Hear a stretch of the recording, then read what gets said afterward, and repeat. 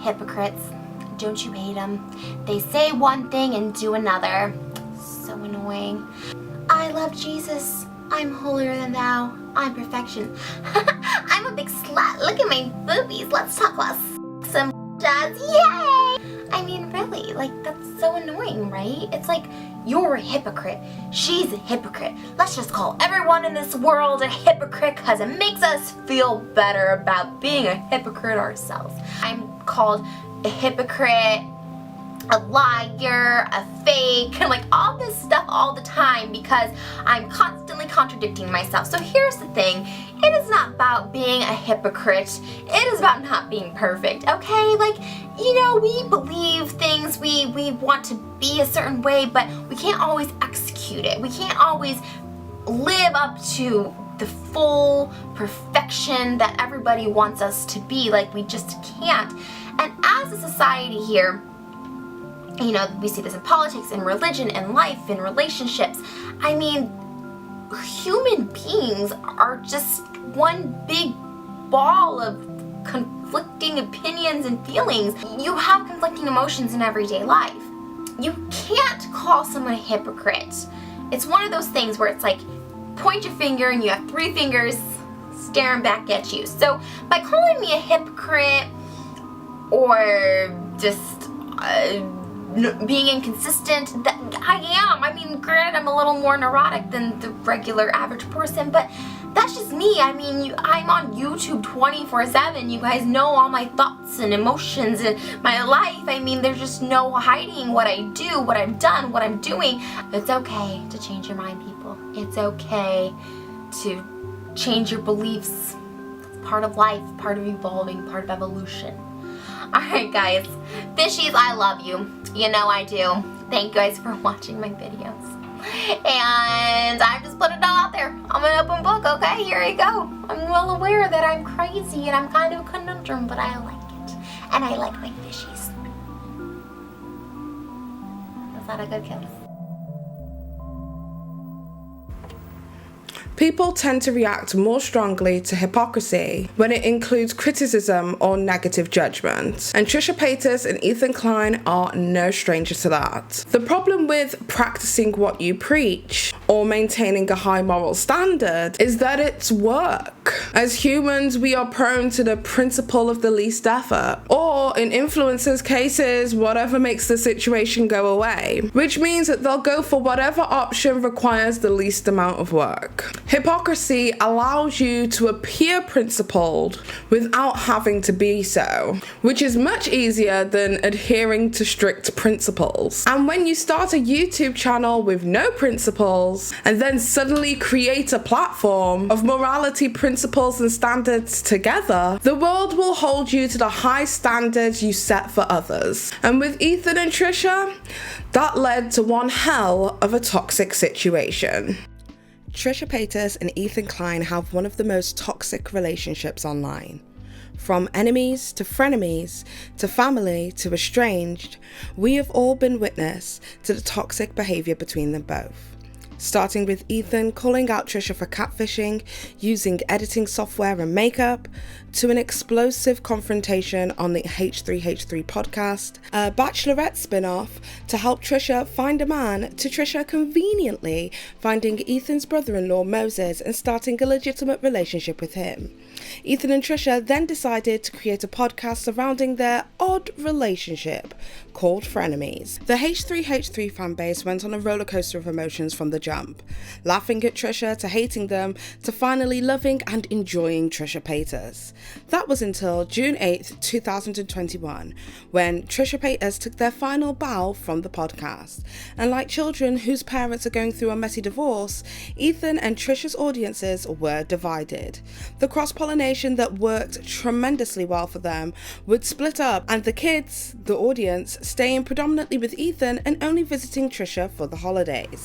Now that's the simplified version of what happened. What actually took place is far more complex. However, today I don't want to focus on what happened, how, when and why, because there are several videos that discuss this in detail, and honestly I just really don't want to beat a dead horse. For a rundown of problematic Trisha Paytas, I would suggest Cruel World, How Happy Minds, Trisha Paytas, YouTube's biggest liar, and for everything Ethan Klein, I would recommend June the King's video, The Rise and Fall of Ethan Klein. However, today I wanted to talk about the flagrant hypocrisy of the H3 fanbase as well as the Trisha fanbase. The Foot Army versus the Fishies. Now, this is the part where I would usually give disclaimers, like, I don't like Trisha, and I don't like Ethan. I'm an unbiased party. but honestly, at one point, I enjoyed them both. Trisha and Ethan's dynamic on Frenemies was magnetic, and proof of this is the success of the podcast. However, after the podcast ended, I noticed a distinct shift within the FUPA community that I subscribed to for £4.99 a month. The fandom grew a distinct disdain towards Trisha Paytas, one that felt completely displaced knowing and studying Trisha in the way that I have for the past 4 or 5 years that I've been doing YouTube. And even if I was to give a disclaimer such as, Just because I'm focusing on the duality of these creators does not mean that the impact of their ignorance or bigotry are the same. people within this fandom will just willingly choose to ignore and read bad faith into what's being discussed to fit their desired narrative over the truth. So it's a pretty pointless venture. See how I just dropped numerous disclaimers whilst in tandem saying that I won't? Yeah, I hate myself too, but I'm leaving it in. Since the podcast end, Trisha's past and present behaviour were under extreme criticism, and Trisha's lack of acknowledgement and apologies for these antics is what spearheaded this community to grab their torch and pitchforks and to finally become the demise of Trisha Paytas' tyranny and mayhem on YouTube, one that pre-existed and predated the podcast. So take a journey with me in this video essay where I will explain to you why I believe that Trisha Paytas and Ethan Klein share various similarities, and how I believe that there is just as much room for criticism of Ethan Klein and his toxic fan base as there is for Trisha Paytas and theirs.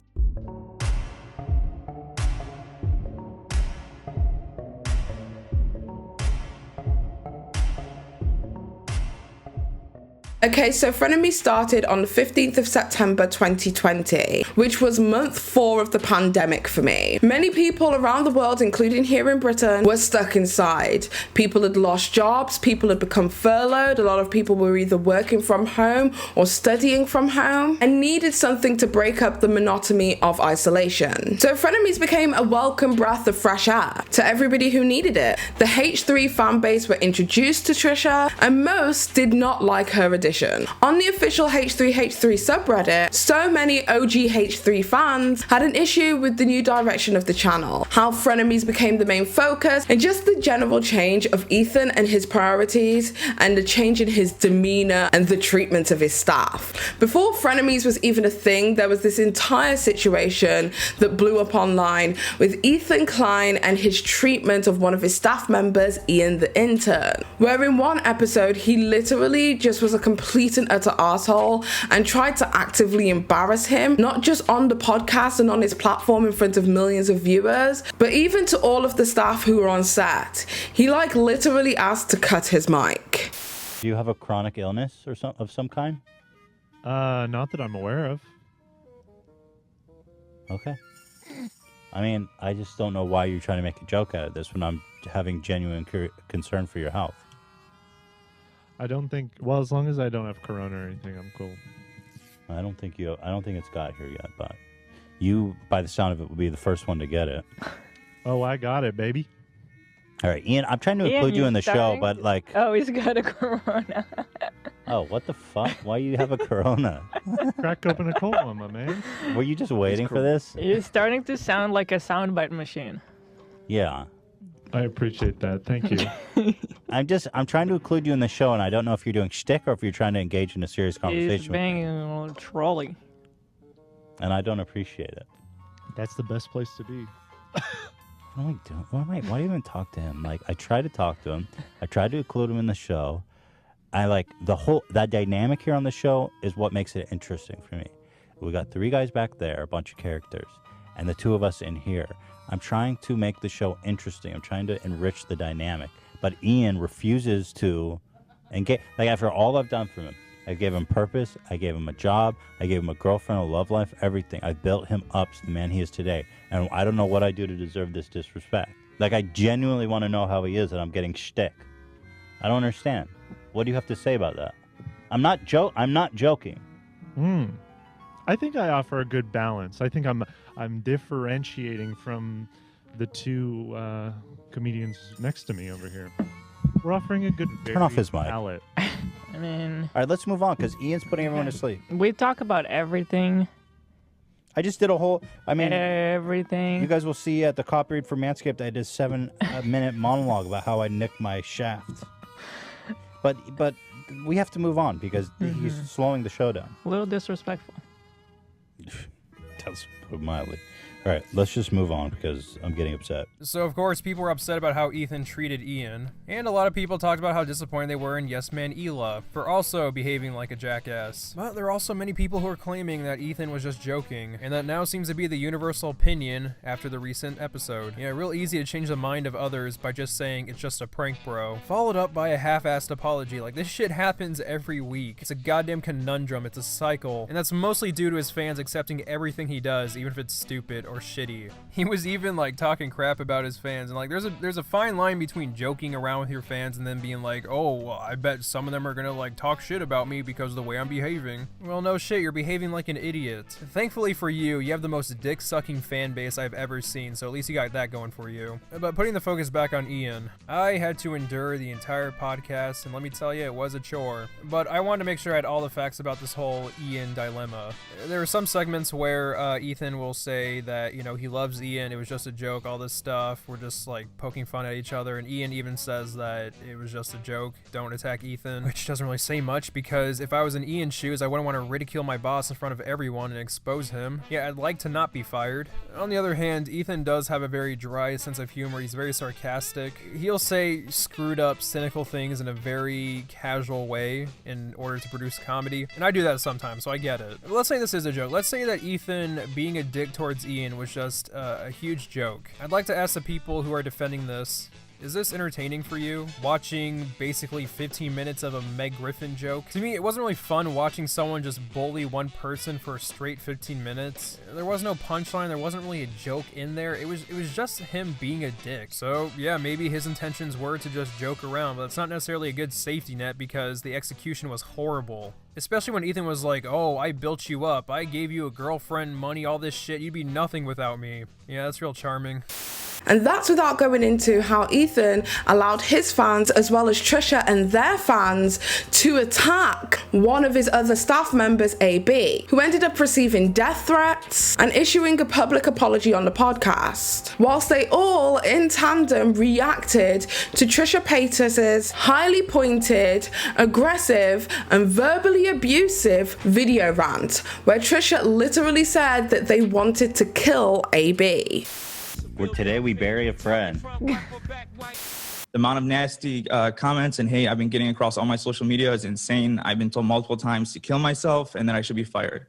I may deserve the backlash, but deserve it or not, I'm still human and it hurts. Yesterday, I did something that I've never done before, which was call my mom just to hear her voice because of how sad I felt. You got some death threats. I know I saw your Instagram went private. Yeah, I did. I felt bad. I felt bad, like Lena seeing it too. Like, yeah, a little rough. I mean, usually I consider myself to be a strong person, but when it's the fact, like, last night I heard, I don't know if this is too personal. I heard Lena in the bathroom, like she was trying to hide from me, but she was tearing up, and that's kind of what broke me. Oh, Lena was upset. As far as her responses go, this was probably like her most calm and rational and reasoned response to something like this. So I was very proud of Trisha. Except for maybe wanting to like kill AB. Right. Well, there's always a little bit of, you know, homicidal ideation. I mean, you can't take Trisha without homicidal ideation. All right, Trish, go off, queen. Everybody what? And that's where I just, again, it's like you said, it was a character assassination. Yeah, exactly. Like initially, yeah. Excuse me. But Ethan was completely okay with profiting and platforming this behavior whilst exploiting this situation between Trisha and one of his staff members for views and money. So even prior to Frenemies, a lot of the H3 fan base were beginning to clock out of the channel. So what better way to make yourself look like a saint than using somebody who is even more unhinged, rude, and disrespectful than you? Someone with an even more egregious past. Well, ladies and gentlemen, introducing Trisha Paytas.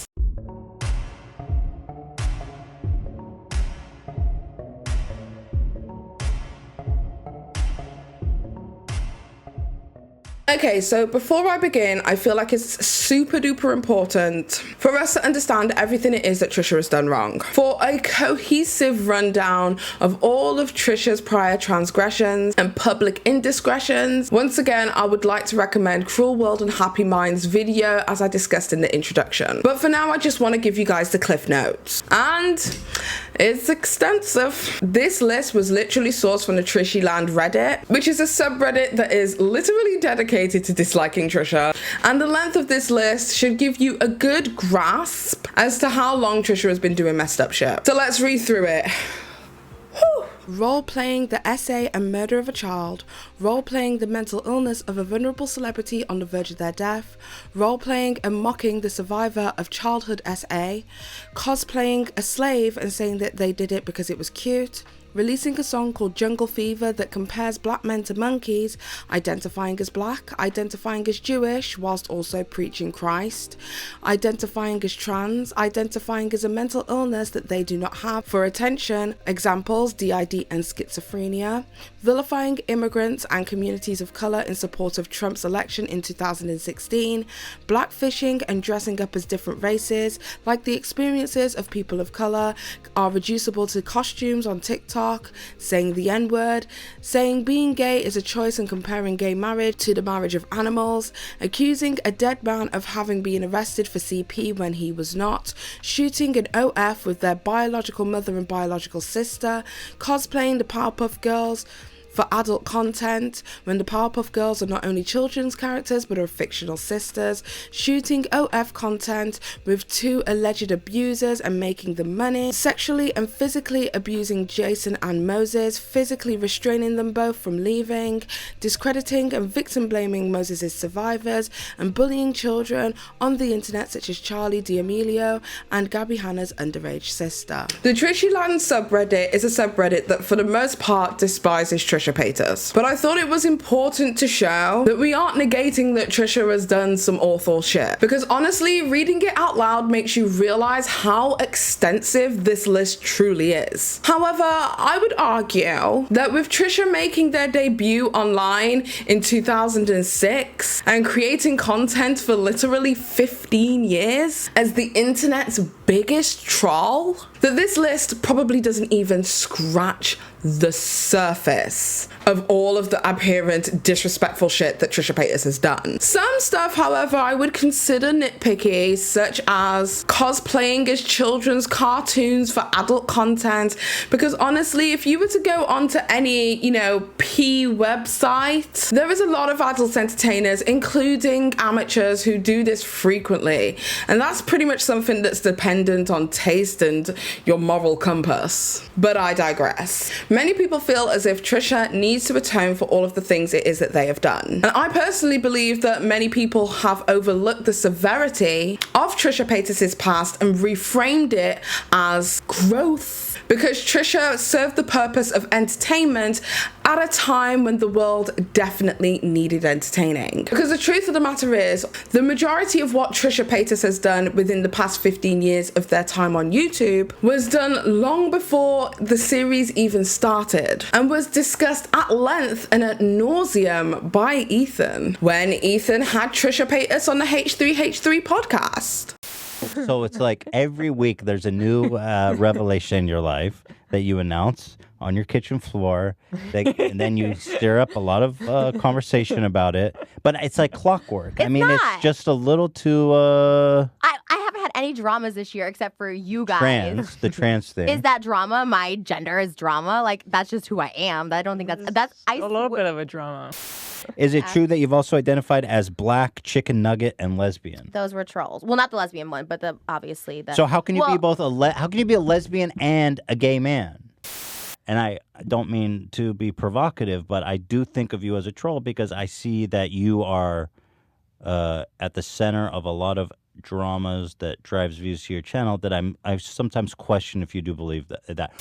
Like the chicken nugget era, that was my truth at the time. You were a chicken nugget. That was your truth. At the time, because I was fucked up. Or even on the first episode of Frenemies. First, you guys were dating, and then you started sending me all these crazy DMs with screenshot being like, your brother-in-law's fucking crazy, and he's sick, and he's fucking minors. And I was like, all right. I didn't. And I was like, I'll pull out my phone and read the DMs. I did not say minors. I can pull out my phone. You said and read the DMs. underage. No, I didn't. You want me to get my phone? Inappropriate age. Very young girls that are like 22. That's what I said. Yeah, pull it out because I even showed him. Inappropriate age for him. He's like they That's were like not 22. what you were saying. Dude, I know we don't talk, but Moses is disgusting. I have no intention of making anything about this, but maybe check him talking to your fans. This is from a fat piece of shit fan of yours who is 23 and he fucked on Valentine's Day. Don't say He is all disgusting. This. Yeah, 23? I said 23. Yeah. Hold on. First of all, don't read this because you better call this for real. That is the psycho. Just don't. He said he broke up with you because you started like punching him. He's shaking his head no. Oh, okay. You said I could say everything. I did not punch him. You said that's why you broke up with me because I punched you?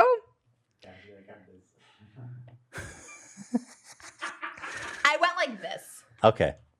I didn't do it like on purpose. I wasn't like that. You know what I mean? It was a tussle. You guys were fighting over his phone? Oh my God. Well, then I took his keys, and so he was trying to get the keys back. But can I say? Yes. How long did we fight for the keys? Like 12 hours? Yeah. Off and on. Basically, 12 hours of fighting. We hear him discussing Trisha cosplaying as different sexualities and races and gender identities. We hear them talk about Moses' inappropriate behavior with the H3 fans, that they completely dismiss, by the way. And even the domestic violence situation between Trisha Paytas and Moses. All of this was fine and dandy because Trisha showed growth. But my question is, where? Where was Trisha's growth? How had they adequately shown growth to the audience besides showing up and being somewhat consistent with the show? We were all completely duped. Some creators such as D'Angelo Wallace clocked this from the very beginning. He called this out in his analysis of the Frenemies podcast. First of all, Trisha Paytas crosses the line so far. Trisha Paytas pole vaults over the line at least once per episode. One thing that she loves to do for some reason is attack Ethan's wife. Trisha goes on and on about how Hila secretly hates her. Trisha is constantly putting words in her mouth. You say, Hila doesn't like me. Hila doesn't ever say hi to me. I think at first her dislike for Ethan's wife was kind of funny, or at least they tried to play it off as a joke. But it got just weirdly real when during an argument, Trisha storms out and calls her the C word. Okay. I literally don't care. Literally, I don't want to come back because I really fucking hate her. If that's not bad enough, she also routinely brings up off-limits things to make Ethan feel like dirt, basically. Randomly bringing up the fact that he had a pill addiction that he had to overcome. She also just repeatedly claims that Ethan wants to cheat on his wife with her. She goes as far as to insult their parenting skills. When you have a kid, you should try and be with it as much as possible, not be with it. Strangers. Yeah, nothing says bad parenting to me like making sure that your child is being watched while you make money to provide a nice life for them. Bad dad. But still, the audience was so invested in the redemption arc of Trisha Paytas, even though cited so many times and even throughout the Frenemies podcast, Trisha had shown no growth at all and continued to show the audience who they really were. And in the words of Maya Angelou, if somebody shows you who they are, believe them.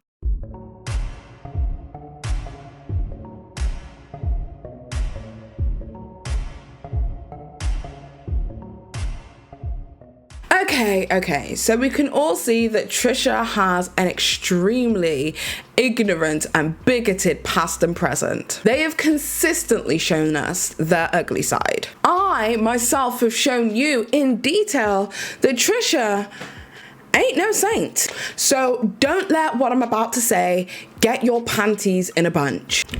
Ethan Klein is also an awful garbage human who has an extremely egregious past that they are yet to atone for. I know, it's crazy. Both can be true at the same time. One thing I found hard when expressing online that Ethan ain't shit is that for some bizarre reason, people took that to mean as if I must be sticking up for Trisha Paytas, or that they both can't be garbage together. And I mean, for all intents and purposes, isn't that what Frenemies was? They were both garbage together all the time. I mean, Ethan and Trisha's relationship literally started because Ethan described Trisha Paytas without makeup as looking like a human decaying corpse. So to combat this, I have created a list of my own that should hopefully shed some light on some of the bullshit shit that Ethan has done. Told Tan emoji that they look like a beached whale in a bikini, numerous other occasions of body shaming, made fun of trans people on multiple occasions, made fun of Trisha's gender identity, made fun of Indian people and called them janitors and goofy, made fun of black people, done blackface on multiple occasions, filmed Orthodox Jews whilst calling them names, called Jewish people smelly and disgusting and suggested that they don't wash on multiple occasions, bullied a 16-year-old boy, stated that women are a conquest, stated that 6-foot black men were scarier than 6-foot white men, called a black man Blackzilla, made insensitive tweets about Ebola, pretended to be from Zimbabwe, pretended to be from Ghana, pretended to be from Pakistan, created blackface and whiteface content with a double entendre meaning to them, minimizing racism and making fun of various communities. And again, this list is barely scratching the surface of all of the stuff it is that Ethan has done since starting his channel in 2011. Now, we all know that Ethan has apologized for their N-word, F-word slur in the iDubbbz interview and podcast, so let's completely take that out of the equation. However, this isn't the only time that Ethan has used the N-word so liberally. He's like killing niggas.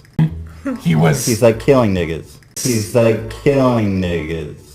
But his usage of the N-word isn't what I want to discuss today. That's not what the argument is. I could literally care less about what Ethan has said in the past. It's the flagrant hypocrisy of not just Ethan, but the H3 fanbase that choose to ignore Ethan's egregious past whilst creating and compiling lists of every little thing it is that Trisha Paytas has ever done, when there are just as many for Ethan, and neither of them have apologized for most issues. In fact, there are literally more Trisha Paytas direct apologies to be found on YouTube, such as their apology to Jaclyn Hill, their apology to Courtney Stodden, their apology to the community over their political comments, their apology to Philip DeFranco, their apology to Dixie or Charlie, I don't know these girls, D'Amelio. In fact, when you search Ethan Klein apology or H3 apology or any variation of that terminology, the only apology video you come across is a video titled "I'm sorry that you are offended," where he speaks about the trans community who were offended by some of his tweets, and he basically tells them to go and themselves and makes fun of their efforts to educate him on his contribution to transphobia. So this person wrote H3 is transphobic 8 times in response to my tweet, and it has 300 retweets and 1,000 likes. This is the joke police. Put your hands in the air and log out of Twitter. So what I wrote was, my dick just touched the inside of the toilet bowl.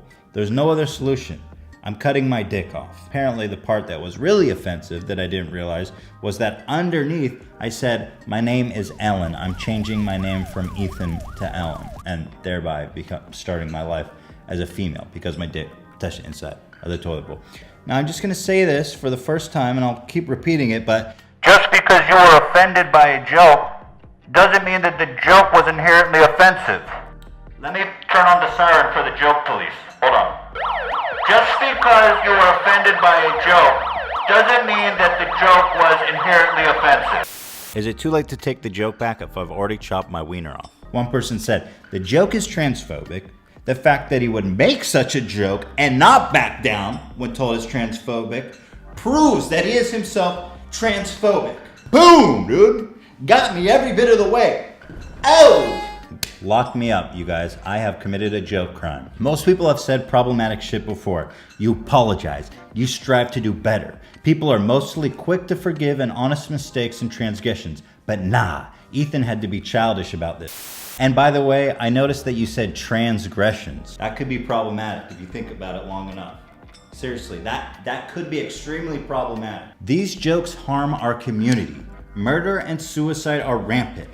I'm not offended. It's that it's important for me to fight to the end these tragedies. Okay, Martin Luther King just made a little joke about chopping my dick off. Not time to march on Washington, D.C. How's that a tragedy? It is a tragedy for me. Have some sympathy. My dick touched the toilet bowl. That's a tragedy. But has the trans community ever heard an apology from Ethan? No? Okay.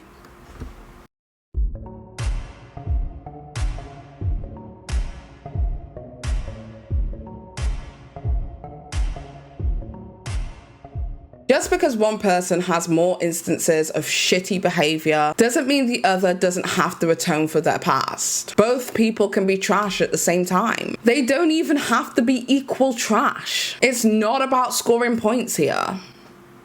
Or is it? What if we played a game? Fuck it, let's do it. So let's play a fun game that I like to call Who Did the Thing That the Other Person Did But Never Apologized For? Now the game is pretty simple. We have two contestants, Ethan and Trisha, who have done some pretty shitty stuff. Now Ethan and Trisha, you both get a chance to score points. So here are the rules. We select a category and whoever buzzes in with something awful, bigoted, disrespectful, or hurtful that they have done within that category, they win a point. But Paige, they're both very shitty people. They could both get at least 100 points each. Ah, but that's the fun part. You deduct 1 point if you have delivered a half-assed apology to that particular community. It doesn't have to be perfect, thoughtful, or even with any sincerity, because we know that you don't have the capacity. It just has to be a vague, sorry, video to make your fan bases feel as if you did the bare minimum. Are you ready? Let's go.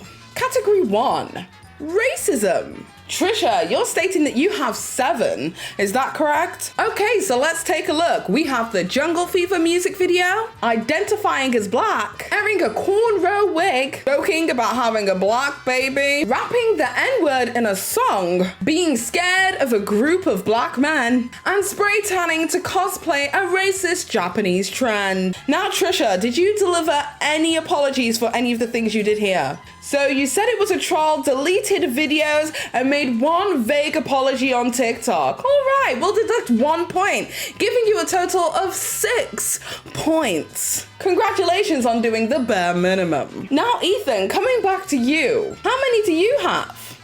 8 points. Okay, well, let's take a look at them. Saying the N-F-word slur, blackface videos, blackface tweets, saying the N-word with Filthy Frank, spray tanning yourself black and then throwing gang signs, being scared of black men in general, calling a black man Blackzilla, and calling Indian people goofy janitors. Now, Ethan, have you apologized for anything said here? Oh, so you apologized for the NF slur. Okay, well, that brings your total to 7 points.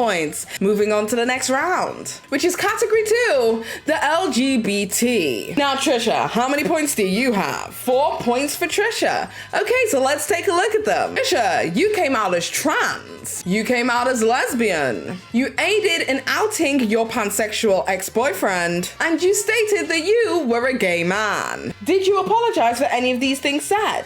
No? That's a shame. No points deducted from Trisha with a total of 10. Ethan, how many points do you have?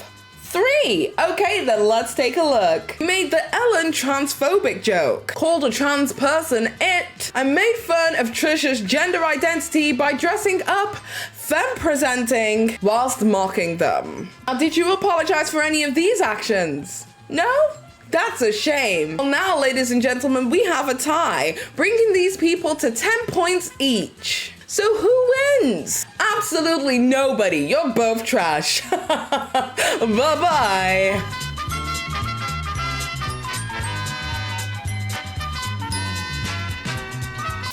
Now, obviously, we are just poking some fun at the stupidity of trying to score points. And obviously, this game show could have gone on for literally ever. But you get the point. Literally nobody wins in point scoring and everybody loses. And apologizing is something that I believe is something extremely personal. It's hard to expect people to apologize on your timeline because there are various different personal hurdles that a person has to go through and to get over, such as their ego or the intensity of the situation that they're involved in, or even just gaining more insight to become less ignorant. Growth is where people are able to see their past and acknowledge it, and when they feel it, apologize for what they did. I personally don't want forced apologies from neither Ethan or Trisha Paytas, especially when it comes to the situations pertaining to the Black community. Make it sincere and through natural growth, or I don't want it. I don't want somebody's hands to be forced to say something in fear of cancellation or to save their careers or to stop losing money. I would rather wait until it was real and true. But that's just me. I just don't see the point in holding my breath for any of these people to do the right thing. I'd rather move on and let it be a welcome surprise when it does happen. But I'm not holding on to the same anger and hatred that so many of these people are. So let's talk about the organized hate mob. Let's talk about Reddit.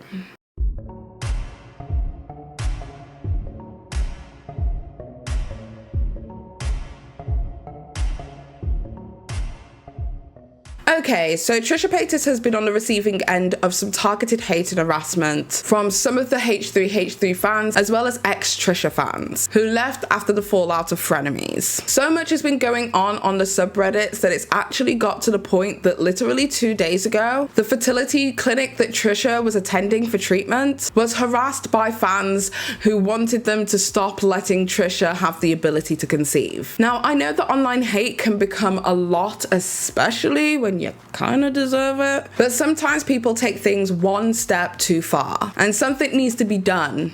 And something needs to be said. So a moderator of the Frenemies 3 subreddit reached out to me to tell me exactly what happened on all of the Frenemies subreddits and what happened between the fans themselves, and this is what they had to say. During Frenemies, the creator of the Trisha subreddit created the Frenemies sub. When the show ended and Mysterious's video came out, people started to speculate about Trisha's miscarriage and their sexual assault. The mod then made a rule that they don't find it acceptable and they would ban anyone who does it.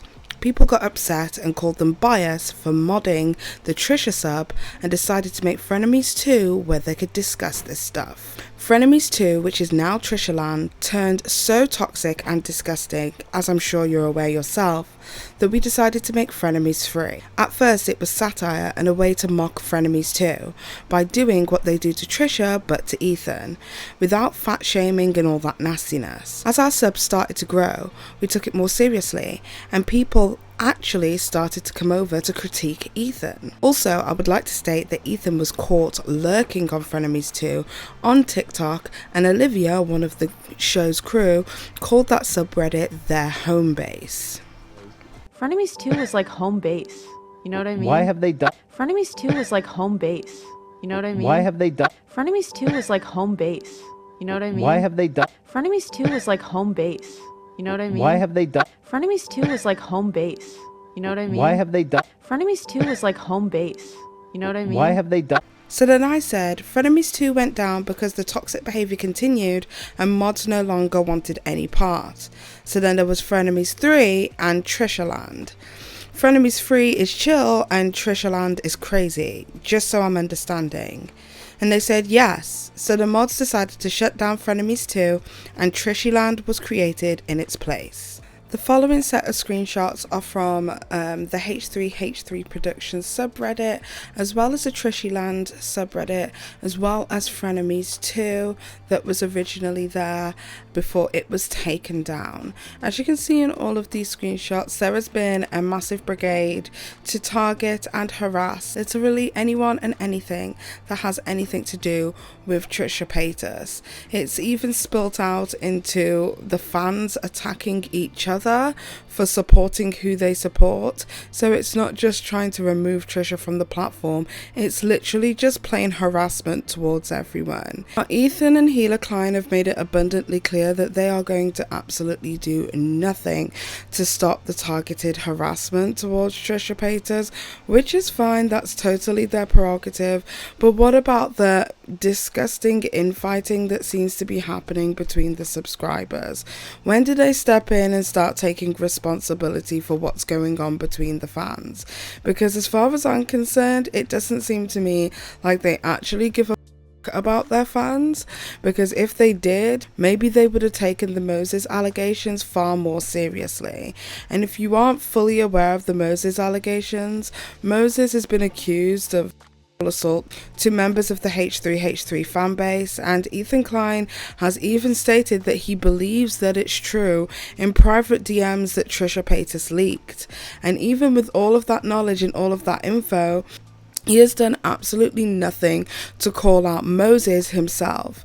And I think it's because of the simple fact that Moses is Gila's brother, first and foremost. I just find it, once again, a little bit hypocritical that people are condemning Trisha Paytas for denying the SA allegations of these people who have come forward, when Ethan and Hare Klein have just chosen not to acknowledge it at all, when it's their fans, not even Trisha's fans.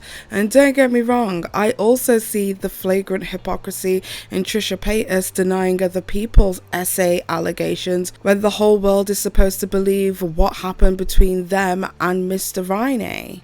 However, I digress. This entire situation has literally now got to the point where people are contacting the fertility clinic that Trisha Paytas has gone to help seek fertility treatment, and are now spamming them in order to try and get them to stop Trisha from receiving medical attention and care for their fertility issues. The lines are just being so far stepped over. I completely understand people's motivations to deplatform Trisha Paytas, but to impact their real lives is a completely different situation. Who has the authority over any person's body? The answer is nobody. The amount of effort that Ethan and his team at H3 Productions puts into just bombarding Trisha with immense amounts of hate is obscene. Here is a clip from one of the H3 TV segments where Ethan Klein found out that the Frenemies 2 subreddit had been privatized after they received so many people from the H3 podcast going over to the subreddit after Ethan mentioned it on the show. And because of that, a brand new subreddit was posted up, which was Frenemies 12, and according to the moderator there, they have no intentions of moderating anything over there. So essentially, the people on that subreddit have free reign to talk about whatever they want, which you can imagine is going to be absolute anarchy. And they promoted it. They promoted it and even directed their subscribers from the H3 podcast to continue the Frenemies 2 conversation over there. Is this a new development? Frenemies 2. Oh, you have to request to join? It's private. Did I this? Did I do this? That's what I'm thinking. Oh, man. What happened? Well, we talked about it on the show, and it must have just gotten bum rushed by a bunch of fans. Holy fuck. Damn. The moderators have set this as private. Once approved. Shit. Love the sad music, Zach. Well, I gotta request access now. I mean, I need to know what's going on Frenemies too. Definitely. I wonder if the others... It's not even letting me... Frenemies 3? Oh, Frenemies 3 is still open. Well, Frenemies 3 is going to become the new Frenemies 2. Right. Love said he secured Frenemies 12, so we're safe. Okay. We got. Wait, Frenemies 12 is us. Yeah, we got it. Let's go. Wait, why Frenemies can't 12 I? is the official one. Hang on. Go to Frenemies 12, people. Since Frenemies 2 is closed. Frenemies 2 is like home base. You know what I mean? Why have they done this? Also, it doesn't even let me request. Only approved members can take part. It's so unfortunate. Oh, fuck. I fucked up. What happened? This Frenemies 2. It's okay. Everybody migrate to Frenemies 12. This is the new home. Frenemies 12 is the new home? Yeah, that's Okay, the one we have, right? That's Love? the one that Love has, yes. Yeah. You can see there's... All right, so Frenemies 12. There's already some posts. We have a All right, live discussion everybody- thread, Frenemies 12 Lounge. Yeah, Made so by Love. Head on over to Frenemies We have 12. a post, yo, by Love. Okay, good. Hi, Love. Hi. Frenemies 12, aka Fikamies. And we have... So anyone who's been disenfranchised from Frenemies 2, remember, Frenemies 12 is the new hub. Yeah. With peace and love. The situation on Reddit is honestly just getting out of hand, and I truly believe that both Trisha and Ethan bear some responsibility in this. Trisha has already done their part to tell their audience to cease fire and to not react, and for the most part, what I can see online, that's exactly what they're doing. So in my eyes, Ethan has an obligation to do the same and to reciprocate and just let it die for the good of all involved. Mentally, emotionally, and spiritually. And speaking of spirituality, you're gonna love this segue.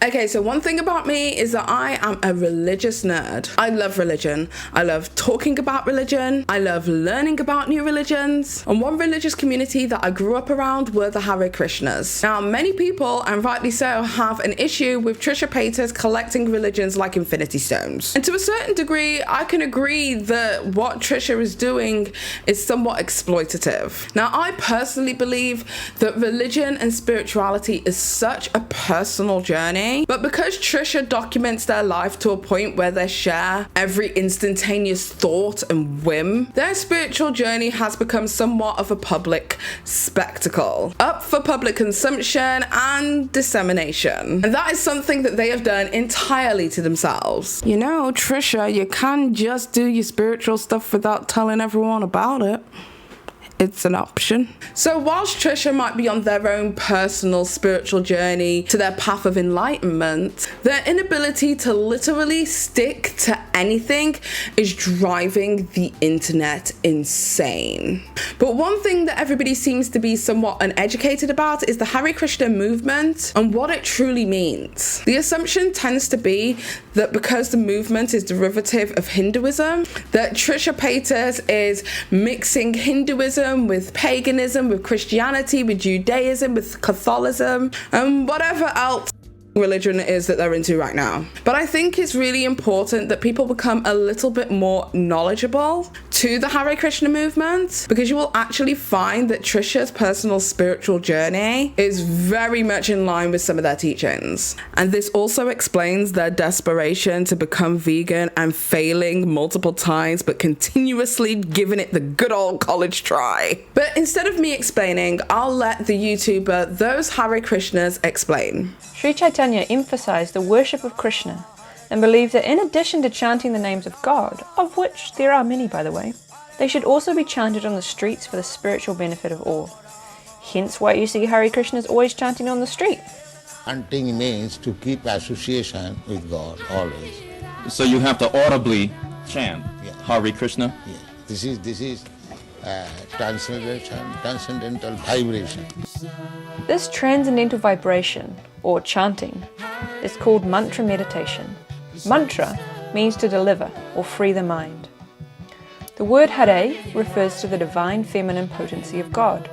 Krishna means the all-attractive one, and Rama is the reservoir of all pleasure.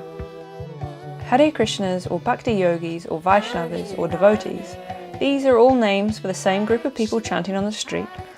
They believe that the sound vibration of the mantra has a direct impact on the soul, that it helps to spiritually awaken us like an alarm clock wakes us in the morning. Devotees believe that a person doesn't need to understand the language of the mantra. They believe that the sound vibration transcends the sensual, mental, and intellectual levels of consciousness and puts one directly in touch with the spiritual. Now, this is not a sectarian faith in a lot of ways, because devotees have the understanding that when they pray to Krishna, or when members of the Abrahamic faith pray to Allah or Yahweh, they are all praying to one and the same person. This is my mother, or my mum, as I call her. Now, her first name is Judith, but she goes by Linley, or Auntie Linley, or Sister, or Miss Hutton. She has a lot of labels, but is still my mum. Just because we call someone by a different name doesn't mean we aren't referring to the same person. The Vaishnava faith, or the Hare Krishnas, are monotheistic. There is ultimately one God, but he can expand himself however and whenever he pleases. Most Hare Krishnas are part of an organization called ISKCON, the International Society for Krishna Consciousness. Srila Prabhupada incorporated this on the 13th of July 1966 to formally begin teaching the West and the world about chanting Hare Krishna. For you to be officially part of ISKCON, there are a few requirements, 6 to be precise. There are 4 core regulative principles. The first is no meat eating, including fish or eggs. The second, no illicit sex. The third, no intoxication, including tobacco, caffeine, and tea.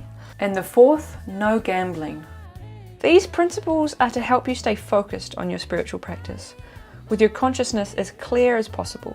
I could go into details about those principles, but again, that's really a whole nother video in of itself. So those 4 regulative principles need to be followed, as well as number 5, chanting Hare Krishna. So think of it this way. In Christianity, they recognize the Holy Trinity, the Father, the Son, and the Holy Spirit. All of these figures manifest themselves in the presentation of God. The Son, Jesus, was a manifestation and a direct descendant of God and godly perfection in human form. The Holy Spirit is the connection that you have as an imperfect being developing with God. I am literally fighting the urge not to say, Holy Spirit, activate. Holy Spirit, activate. So basically, in ISKCON, you can believe in any faith you want. You cannot convert to Sanatana Dharma, which is a set of duties and practices to gain enlightenment and a close connection with your personal God, but anyone can follow. Sanatana Dharma respects the diversity of faith. In fact, even atheism is respected. On the educational resource, ISKCONeducationalservices.org, they even state that the related values and issues it is that they share are equality and the notion that Sanatana Dharma as a basis of spiritual unity, interfaith dialogue and interreligious understanding, and the relationship between faith, truth, and opinion. So for all intents and purposes, Trisha collecting religious beliefs like infinity stones, whilst unorthodox to most, is respected and encouraged within the ISKCON subdivision of the Hare Krishna movement. In fact, many of Moses' beliefs that Trisha adopted and thus recited in their wedding vows echoes what the Hare Krishnas believe in terms of humans being spiritual beings and their physical bodies transcending the self. When I first met you and you talked about water and spirituality and stuff, I was like, oh gosh, he's crazier than me, but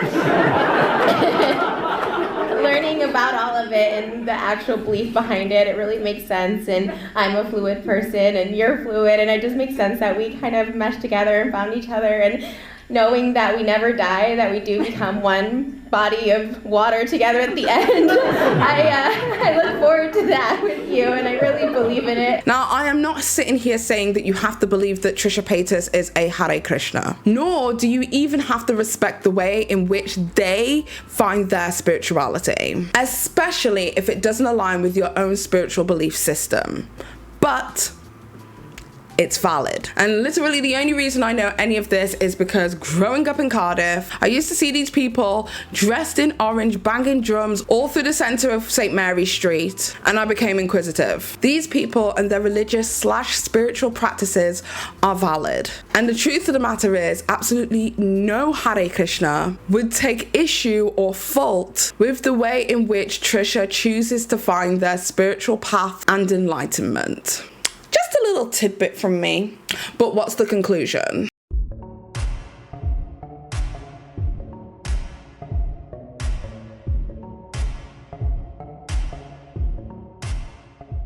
essentially that we're all human. Hypocritical humans. Humans who say one thing and then do another. Humans who are constantly changing and evolving. A lot of things that are labeled as hypocrisy are not necessarily always hypocritical. A lot of the time, things that are hypocritical are given a pass because they are consistent with the observer's current worldview. I believe that Ethan's constant evolution, in keeping with the current socio-political structure of the world, is what has allowed his hypocrisy to go unnoticed. Changing your mind or working towards redemption is usually a good thing. However, Trisha's behaviour over the years, due to the immense amount of trolling they have done, has never stayed consistent with the current socio-political climate. So they have faced more scrutiny than ever before. And it's hard to feel sympathy sometimes because it's entirely of their own doing. People don't believe their essay because they have trolled in our faces for so long.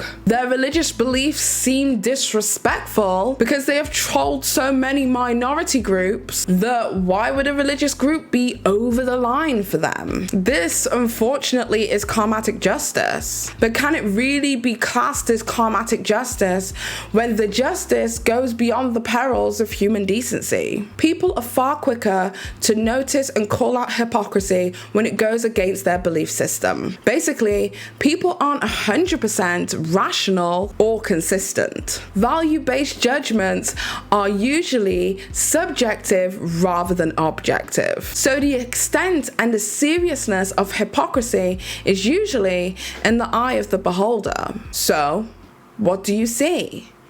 Do you see bad humans or the human nature of hypocrisy? Oh my god, thank you guys so much for listening to this video essay. I really enjoy doing these long format videos and giving you guys my thoughts in a well formatted way. And you don't have to agree with me. If you don't agree with me, leave it in the comments. I would say hit the dislike button, but that's not there anymore. So leave it in the comments. Tell me that you dislike it and the reasons why. But I'd like to have like at least a decent level of discourse without being hateful, violent bitches. I mean, if y'all go that way, I will entirely leave the comment section and let y'all have at it like you did last time. But I felt like it was important to point out that in the past year, over 2020 and part of 2021, Ethan Klein has platformed a lot of Trisha Paytas' negative behaviour. And then we were all supposed to be surprise Pikachu face when everything went left and they started fighting like cat and dog. But at this point, I kind of feel like enough is enough. At some point, we have to stop the doxing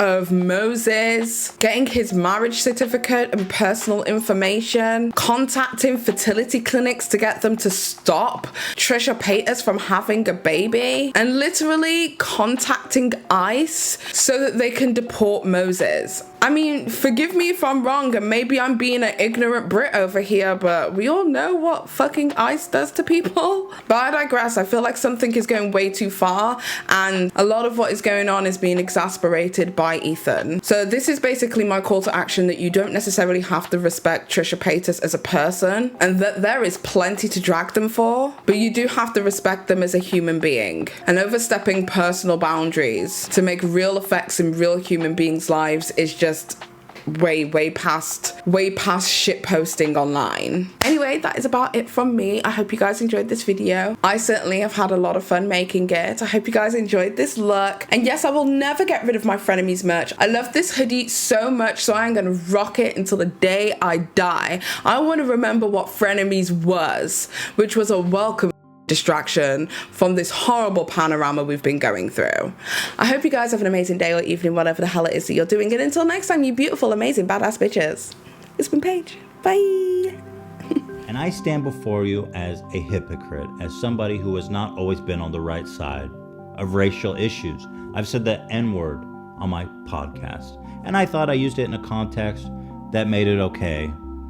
I look back on those clips with just embarrassment and shame. But sometimes a hypocrite is just a man in the process of changing, and I don't think that it's ever too late to change for the better.